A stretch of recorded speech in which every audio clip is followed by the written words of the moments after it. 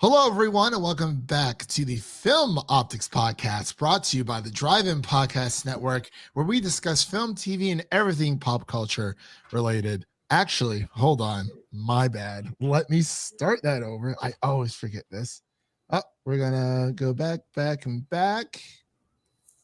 Okay, now we're recording on both sides. So, hello, everyone, and welcome to Film Optics, brought to you by the Drive-In Podcast Network, where we discuss film, TV, and everything pop culture related. I'm your host, Christian, and I'm joined by my co-host, Devin, today. It's going to be a bit of a shorter show for everyone. We're going to go through a few big things, news of the week topics, and we're going to, of course, get into our WandaVision Season 1, Episode 5 review here on the channel, or on the podcast, excuse me. We're we're live streaming for like 4 weeks. I'm like, oh, we got a YouTube channel, and we're a podcast first. Let's not get that twisted. Anyway, we're gonna get into that and a little bit more right after this. That's all it is, man. A leap of faith. This is the way. Truth is, I am Iron Man. Tells me when it's relentless.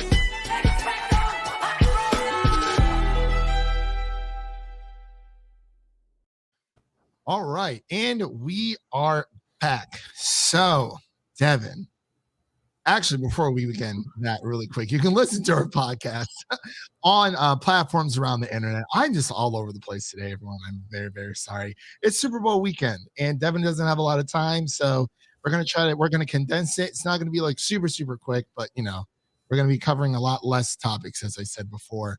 But make sure to follow us on Twitter and Instagram at Film Optics. That is Optics with an X for all of our latest announcements. So, how have you been, Devin? Really quick. I see you got your nice little baby Grogu in the. Of course, he's just hanging out, chilling on a Friday. I feel it, man. I put up some posters myself.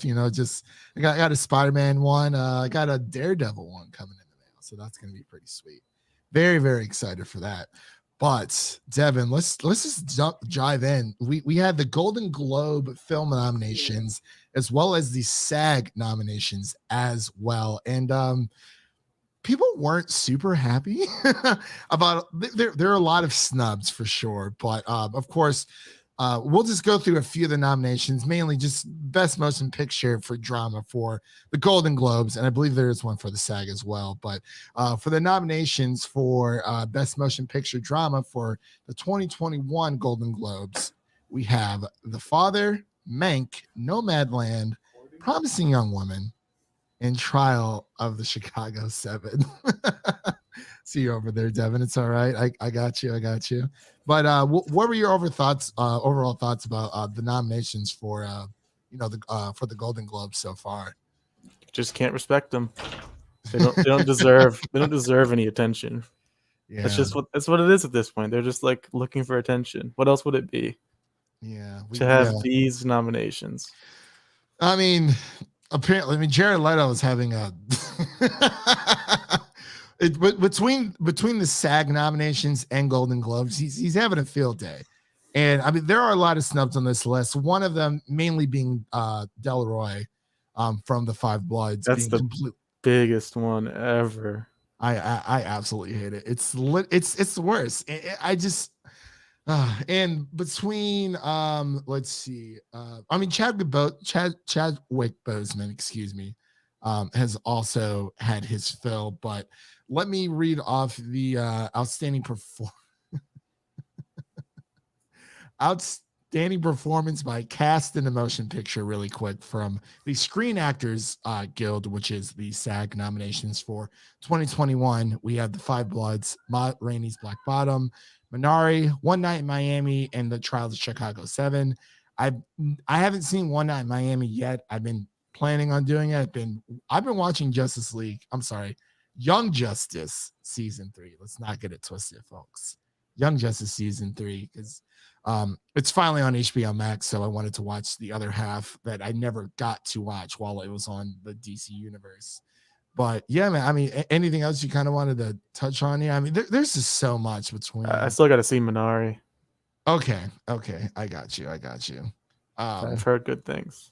Yeah. Well, it is good. I saw it a few maybe about a month ago. I saw it. It is literally like the perfect depiction of like, the American dream or what it means to, the illusion esque of the American dream, which is actually pretty cool. But moving on here, actually, just a little bit more of the Golden Globes. Kind of wanted to touch on that. So we have. Just wanted to shout this out to all my Music City Drive-In colleagues and Amanda from the Great White North. That Hamilton has been nominated for Best Motion Picture. Deserved. Of Even course, the cast says it's a movie. at least see, like I always fight to say that the Disney Plus version, that cut of that, should be considered a film. Because I mean, there's multiple performances that are cutting in with different cuts and whatnot. So I mean, it technically does qualify as a movie. It wouldn't be here. There were creative decisions made on film. Very much so. Yeah, on film. Yeah. And also for Best Motion Picture for musical comedy, we have the rest of the nominations. We have Borat, the subsequent movie film, Music, Palm Springs, whoop, whoop, and The Prom, which I never saw The Prom, but I hear it looked really bad. I hear it's rough. I hear it's really, really rough. Anya Taylor-Joy, congratulations, by the way, because she's been nominated for Best Actress in a Motion Picture Musical Comedy for the Golden Globes for Emma, and she's also nominated for oh my gosh, I'm blanking on the name right now. The limited series that she was in on Netflix. Queen's Gambit. Yeah. I still have to watch it. It is. I'm telling you, Devin, it is very good. Like it's like we watched Unbelievable and we liked it. I like this just as much, maybe a little bit more, just because the story itself, like everything ties together. There are no loose threads. It's all there. But a few more snubs here. I wanted to say for the Golden Globes really quick. Best original song, No Husavik from Eurovision. I don't know what's going on there. We have Fight for You from Judas and the Black Messiah. Our review is coming up within this coming up week, so keep a lookout for that. We have Hear My Voice from the Trials of Chicago 7, which is really good. Speak Now from One Night in Miami. Tigers in Tweed from United States versus Billie Holiday. We're also supposed to be covering that one. Haven't heard anything from Hulu as of yet, but we'll just keep our ears to the ground for that one.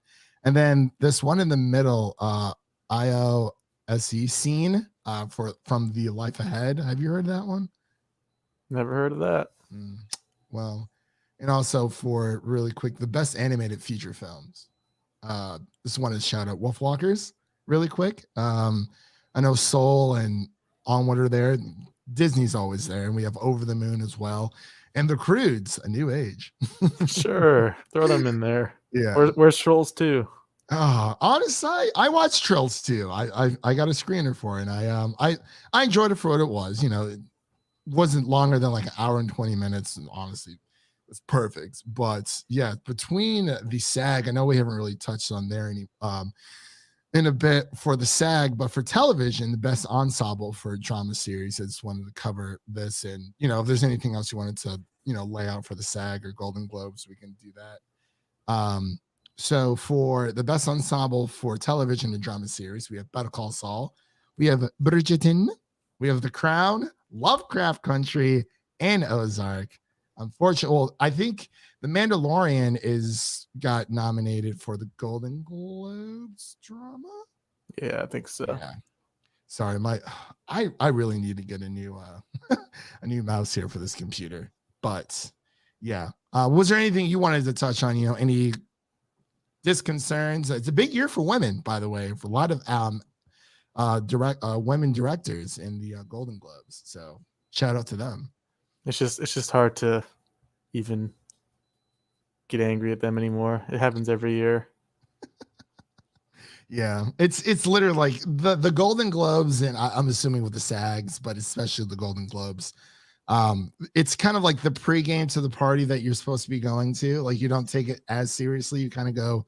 I mean, I guess you could go like balls to the wall, whatever. It's just it's like the pregame before the actual. Trying to get in and get out. Yeah, get in, get out. Say your hello, say your goodbyes, and then you move on to the party down the street, which is where all the frats and sororities are and whatnot. So, but anything else you wanted to kind of cover? Any other snubs you wanted to mention, whatnot? I don't have any off the top of my head. Okay, all right, fair enough. But yeah, it's stats. Unfortunately, we can't go through everything, even though we just spent like the first 10 minutes talking about this. But there'll be more to discuss when the awards actually happen. Yeah, and we'll definitely do a reaction for Golden Globes, possibly SAG, definitely the Oscars for sure. So yeah, I guess we'll just move on over to moseying down to you want to take this next one? Actually, I know this was a big surprise a few days ago. Ooh. Black Panther director Ryan Coogler is developing a Wakanda Disney Plus series. Wakanda forever. I think it's going to be coming out after Black Panther 2. Yeah, that's big news. Wakanda's got a lot of potential. Like, it's very unfortunate what happened, obviously, but Wakanda's a very amazing city with a lot of characters and a lot of places to travel, a lot of unknown areas. Like, there's just so much potential.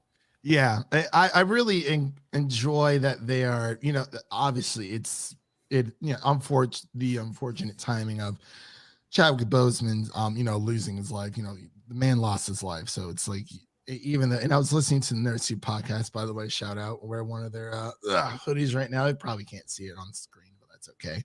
But they were talking about how Disney is a business, and unfortunately, as much as like they have to continue with this franchise, it's not something they can just pump the brakes on. It's not. I think that's what he would have wanted to. Yeah, for sure. And I think this is a great way of. I'm sure there will be another Black Panther because that is a mantle that is passed down. Wadia to Wadia. So, we're going to be getting that, and I'm excited to see how they plan to expand the universe. Obviously, it's going to be tough, without and I'm sure that when it came to like Star Wars, the same thing happened with Carrie Fisher. They did the best that they could. Granted, probably should not have. I mean, they had footage of her, but it wasn't like the it's just not the same. But I feel like they could definitely replace someone with Carrie Fisher more so. It's for some reason like she has a daughter. Yeah, she has a daughter. I mean, a lot of people who is an actress. Yeah, and people have been talking about Millie Bobby Brown stepping in for like a younger Leia, which I think she'd be perfect at. So that's always a good thing.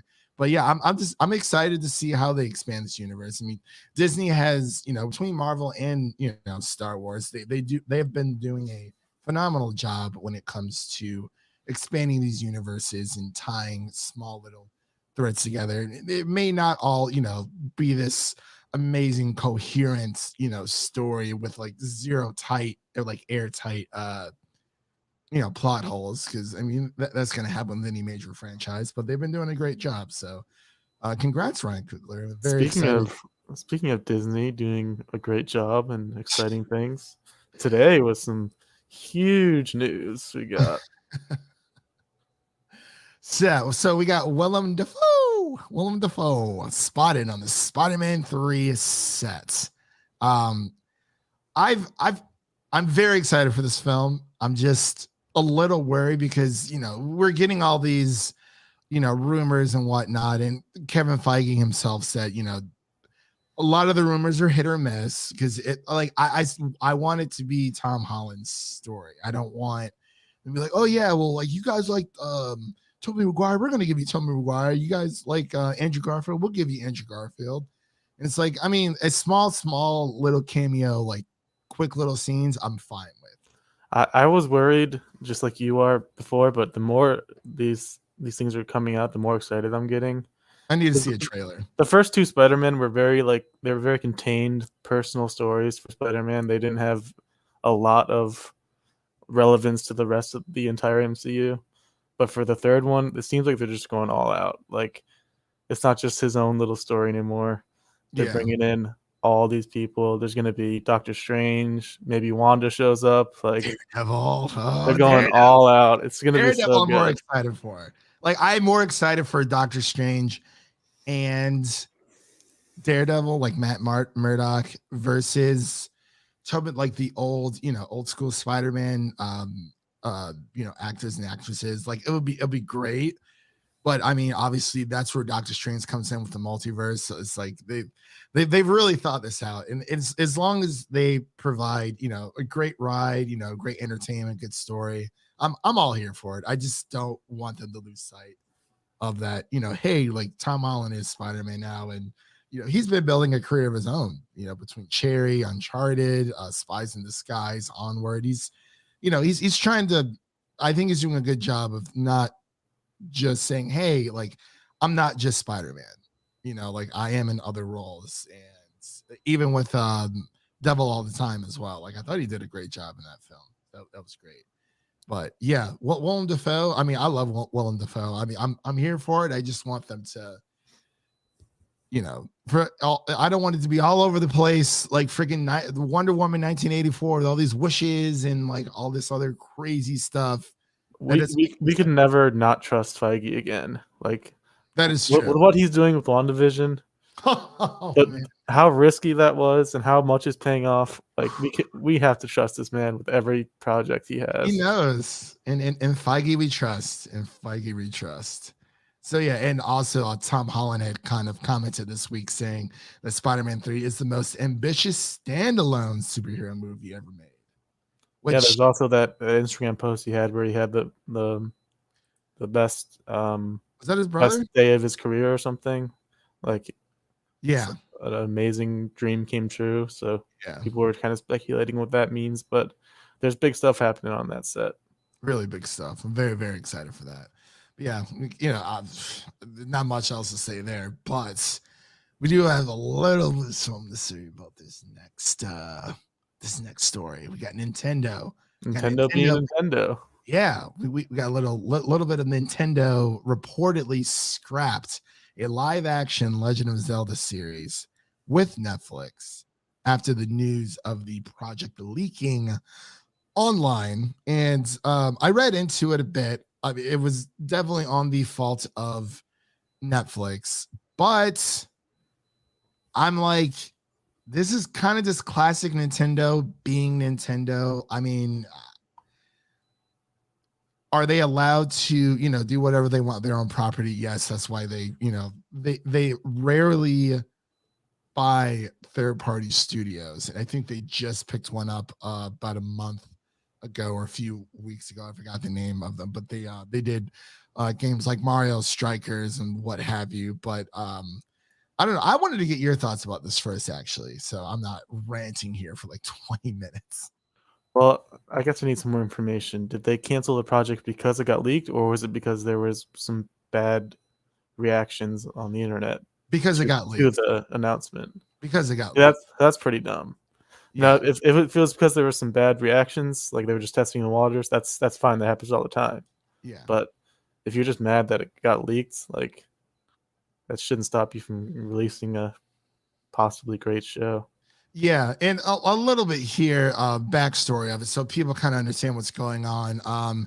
As reported by Eurogamer, the U.S. comedian Adam Conover, who was aware of there was like a secret Star Fox claymation project going around the same time, and it revealed that Nintendo, canceled that adaptation of the video game. Like, it's some crazy stuff. Like, suddenly there's all these reports of Netflix wasn't doing Legend of Zelda anymore, and I guess it was Adam Conover. He said, like, what happened? Oh, Adam Conover from Conover, ruins everything. Yeah, that guy. And he's trying to figure out what happened, and someone was like, oh, like someone at Netflix leaked the Legend of Zelda thing, and I guess they weren't supposed to talk about it, so there probably was like an NDA involved. Nintendo freaked out and they pulled the plug on everything, which is totally Nintendo. Like that is something they would totally do. And I mean, they're within their right, but like I just think it's a bit of an overreaction. Like Nintendo needs to learn that, this isn't, the E3 or anything where everything's closed, into like a It's not like plot details got leaked or anything, right? It's just like the idea of the show got leaked. It wasn't the plot details, was it? Well, so say that one more time. Say that one more time. You're coming in a bit Megatronish robotic. Was it the plot details that were released, or was it just the show? I believe it was just the show itself. It doesn't say anything about plot details. Yeah, there's like no reason to do that. Devin sounds like a robot right now, but that's okay because hey, it is what it is. But I'm sure it'll. Hey, he's a bit fuzzy right now on the screen, but that's okay. That's failing me. You say you're what? The internet is failing me. You guys have AT&T? Maybe. All right, but yeah. So yeah, Nintendo's just being a bit weird. Also, if you wanted to leave Devin and come back out, I can just keep it rolling until then. So you're not sounding like Megatron like the rest for the WandaVision. So we're gonna wait for Devin to come back. Just left the stream for all you audio listeners out there. I hope you're having a wonderful weekend, and we're very excited for the Super Bowl this week. So I'm gonna bring Devin back in here. Do I sound like Vision? You sound better. You sound like Wanda. Okay, that's good. I don't have an accent, but neither does she sometimes.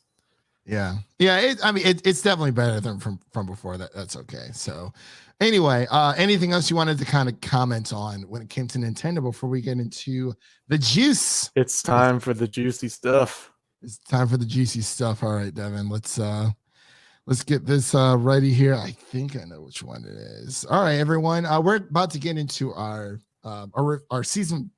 Spoilers ahead. Spoilers ahead, of course. We're going to get into some spoilers for episode 5 of WandaVision starting now.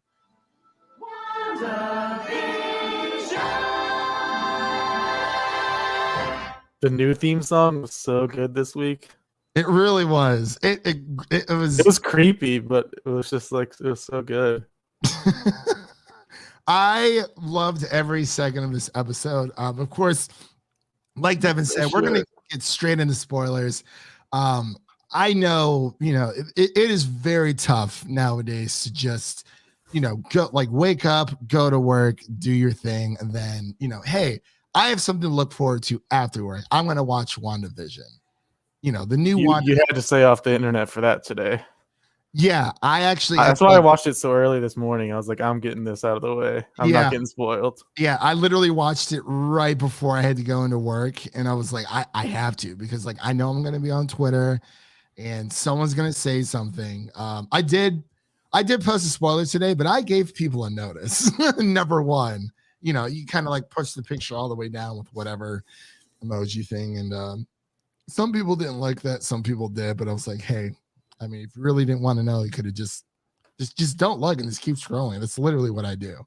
But Devin, let's just talk about this episode. It was a little bit longer this week. 40 minutes. 40 minutes. Yeah, I was, and we assumed that it was just going to go back to what episode 1 and 2 was going to do. Just these full sitcom hijink episodes, these situational comedies, but I'm so glad they're going back and forth. They're not just sticking with one or the other. That's the perfect formula. Yeah, and I since we're getting towards the end, we have 4 more episodes left, and I had a feeling they were going to kind of switch back and forth. I was like, well, maybe let's do half and half. It's like, no, they're going back and forth, showing us on both sides right now, and it's like, wow, this is just every single week. I keep telling people, like, I feel sorry for the people who just fell off after the first 2 episodes. It's Not like, gonna lie, like I feel like when we look back on this series, the first 2 episodes are gonna look kind of rough, but they were they were kind of necessary though to set everything up. But just the way they framed it, I could see where someone more casual would feel kind of that it's kind of a lost cause for those first 2 episodes because they didn't yeah, really but they even didn't Marvel show you fans what are was like that. coming. Yeah, but it's like even with the first, I mean, I'm definitely gonna go back and rewatch it start to finish as soon as like the season's over. But like I love how it brings us into this world. It shows us the mind of Wanda and what's going on. And then, technically the first 3 episodes, and it's like, okay, like, but like there's always this like looming threat. And then like finally episode 4, The which I think is, floodgates just open. yeah, it just starts opening up. Like I feel like if the floodgates opened up, like I guess they could have done it like maybe an episode earlier, but it like setting up the twins and whatnot.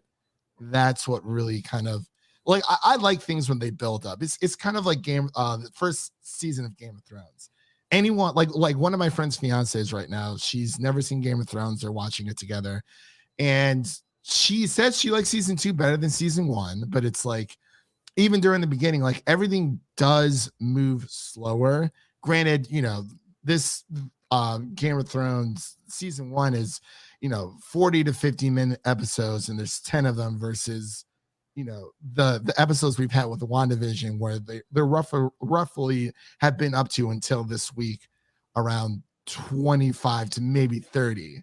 So it's like, things are a little bit more fast paced, time is more compressed. So a lot more things are happening at once. But I mean, it just takes time. I think they are necessary because it's like dropping little clues and, episode 3. Wow. Episode 3 gets like really good. And then you're like, oh, wow. Like season 4 shows you, episode 4, episode 4 shows you like the other side. And then 5 is just yeah, boom. Here you go.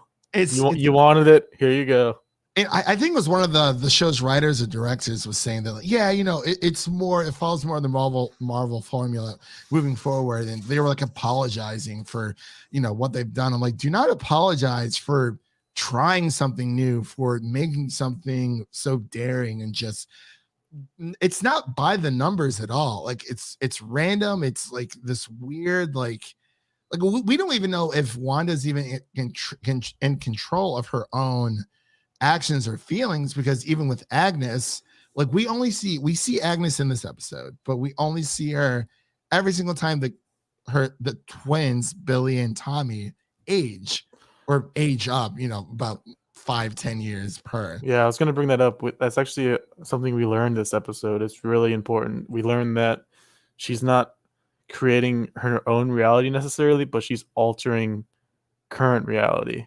Yeah, because Monica Rambeau's clothing was turned into bulletproof clothing because that's what she wore going in. So she's changing existing reality. She's not necessarily creating new things out of nowhere. Yeah. And I wonder if her twins are real. I wonder if Vision has been brought back to life, because this is the first time we've really seen him freak out. This is the first time we've really that little fight they had midair. They were about to get at it. Yeah, especially when Vision's at work, and like it's kind of like he knew how to like break the trance with one of his coworkers, and he's like, I had to call my wife, I had to call my sister, like yada yada yada, and like he was freaking out, and it's kind of like as he suspected. So he doesn't know what's going on. So maybe she definitely has Vision's body, by the way. So like before we go any further, WandaVision happens right after Endgame. I think it's 9 to 10 days after, because apparently Spider-Man Far From Home. Wait, say that again? Spider-Man Far From Home by Endgame. All right, hold on. You're sounding like a robot again. Dip out one more time and come back.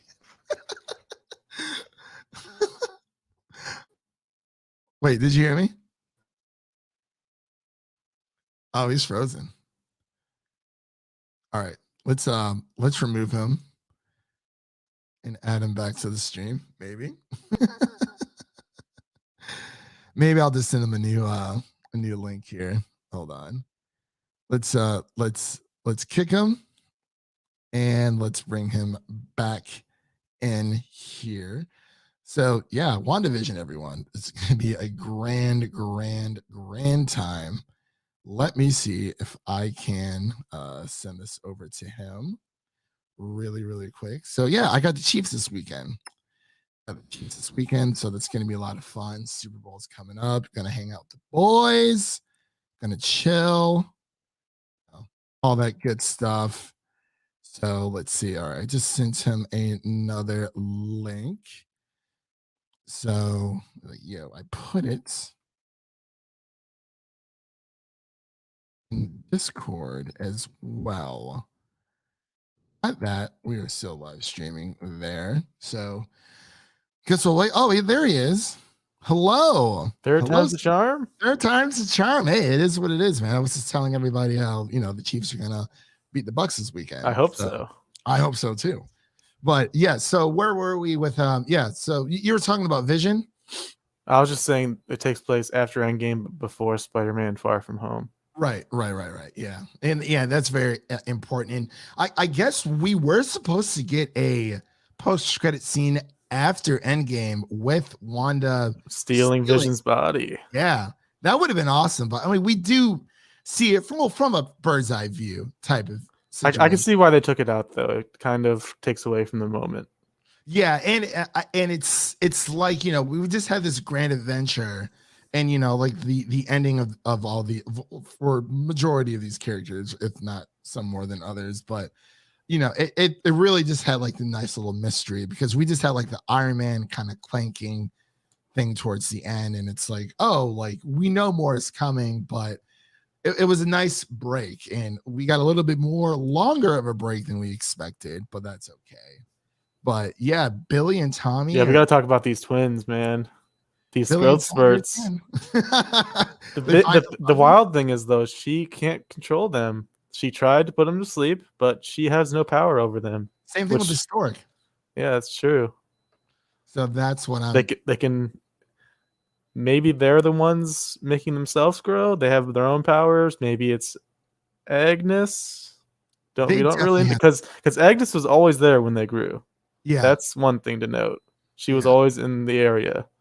It's just so weird. I mean, but Wanda thinks they're doing it to themselves because she tells them to stop doing it. Oh, you know what? That's right. I didn't even realize that. Yeah, I didn't realize that at all. And poor Sparky. Sparky's already gone. Yeah, Sparky the dog is gone. R.I.P. But is he though? Because I mean, because the kids know that she can bring things, that she can do things, and also I like how the kids like caught on to her quicker than Vision did. Yeah, and Agnes, because like even during the very beginning, where like she comes in and she's like, "Oh, do you want me to do that line one more time?" And then like it's like as soon as the episode starts, we get this really weird this pit in our stomachs. Like, what is going on? Who is this witch? What is she doing? Yeah, she's like, what? She's like, the line. Do you want me to do it again? And then Vision's like, what's that going on? Yeah, like he's been suspecting something for a while, but it's like I don't know. It keeps you guessing, and I love it. I mean, I love people theorizing about it, but I'm more of just enjoying the ride for now, just to see what happens, because wow, it's crazy. The whole, we actually see Wanda come out of her bubble, and she's wearing, these same exact clothing. And she pulls a Magneto, like father, like daughter. Turn those guns on you, buddy. How's that feel? Yeah. That was, oh my gosh, hold on. Sorry. We had some Discord issues there. Close that out. Get like 1,000 notifications at once. But yeah, it's, she came out, she was like, yo, what up? Her accent was back, first of all. Now that she was in reality. Yeah. And I mean, that is one inconsistency. It doesn't necessarily bug me all that much, because it was there and then it kind of went away. And they're like, oh no, it's always been there. And it's like, I mean, honestly, at this point, I mean, it's not even like, it's a super small nitpick, but yeah, it is there. But it's, and she was like, here's your little drone. You can have this back. Dude. Trying to attack me, dumbass. Her eyes glue up. I was like, oh, it's over. But she can control what's in and out of frame. So that's something really interesting. Yeah. And it's just like, and Monica Rambeau, I think she already has her powers, by the way. So You think so? I think so, because she I want to know who she texted, because she was like, I can get this engineer to come make a vehicle to drive into Westfield. Who is she texting? Watch me, Tony Stark. No, I'm just joking. I don't know. Could be Ironheart, maybe. Could be, because they're only out in New Jersey, and Avengers Tower is out in New York, so she's kind of out there in the suburbs, at least. But and we get the biggest reveal, wow, we knew the casting was a thing, but the way they pulled it off, like, you just see the gray hair. Now when I first saw the gray hair in the door opening, my first thought was Magneto, because I just saw the gray hair. I was like, same. Is this Daddy Magneto showing up to get his grandkids to save from the crazy daughter? But like, how would that even be possible? Because I really like, and by the way, Baby Vision, adorable. Amazing. I died. I cracked up. Like, that was so good. That was like one of the, and that's the quote unquote spoiler that I tweeted about. I'm like, it's not really a spoiler, but that's not a spoiler. No, it had nothing to do with the plot at all. But I guess if you wanted to make an argument for it, the whole, kids growing up, but I was not expecting that, because they actually used, real photos from Elizabeth Olsen of her growing up. I think there were real pictures of Paul Bettany too, but they just photoshopped. Yeah. But oh my gosh, I died. I was like, wait, is that Baby Vision? They're gonna sell merchandise just like this guy. Little toddler Vision. And then I was like, oh, they really went all out for this. Which is, but yeah, we gotta talk about Pietro making a return, unexpected return. Yeah, there's so many possibilities. Like, yeah, they kind of dropped a hint earlier, because she had said, I think it was either Billy or Tommy. It was like, oh, like, do you have a brother? Yeah. She's like, yeah. Like, I had a brother, but that was a long time ago, but I miss him very much. That like type of thing. And he's comes out of nowhere. There's so many theories. The first one, I'd say possibility, it could be the real Pietro Quicksilver from the 80s, which is what they're currently in. Because in X-Men Apocalypse, that was who Quicksilver was in the 80s. So he could be making an appearance because Wanda sent out a signal or something. From like that's one possibility. Maybe. Second possibility, just multiverse is just wide open now. Like, that could be. That's the most exciting possibility, I think.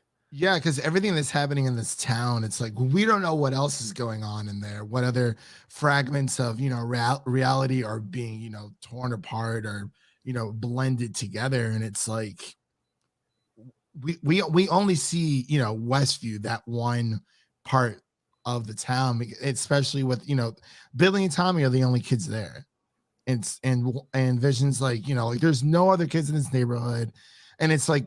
It's kind of like Wanda, she just starts freaking out. But like, was she the one who casted, like, when Darcy was like, oh, she recasted Pietro? And it's like, well, maybe.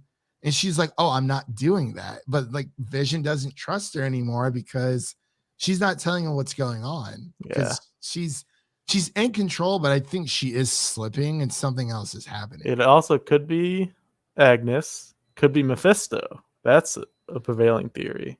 Yeah. But did you see the film theory video that came out yesterday on WandaVision?